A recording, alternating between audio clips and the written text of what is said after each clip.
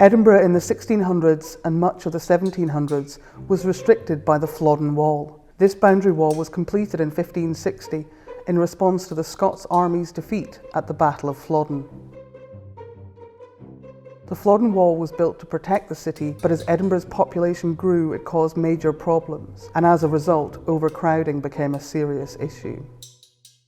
As housing couldn't spread sideways, it went up instead. Tenements within the city's walls reached as high as 14 stories, among the tallest buildings in the world at that time. While many of these may have been built for more well-off city dwellers, by the 1800s many of the wealthy had moved out to newer premises which had been erected in Edinburgh's new town. As a result, these older buildings became run down, overcrowded and filthy. Because these tenements had no toilets, there was only one way to deal with waste. Buckets were filled and then simply emptied out of a window, pouring down onto the streets below. In 1749, the so-called Nastiness Act was passed, which decreed that waste could only be tossed out of windows between 10 p.m. and 7 a.m. The person throwing the waste was to call out "Gardez l'eau," a corruption of a French phrase meaning "watch the water," in order to warn those passing below.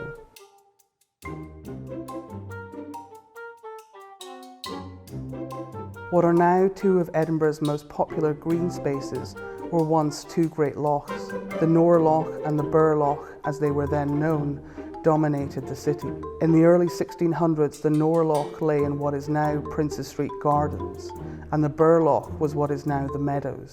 The Burr Loch supplied much of the city's drinking water, while the Nor Loch was used for important defensive means, as well as providing the city's sewage and rubbish disposal. It was in the 1620s that Edinburgh received its first fresh water supply from further afield, piped in via a network of wooden pipes, which were little more than hollowed out tree trunks. The water was transported to the top of the Royal Mile, to a reservoir which had been built there. The reservoir building can still be seen on Castle Hill today, a tartan weaving mill that goes 5 stories underground.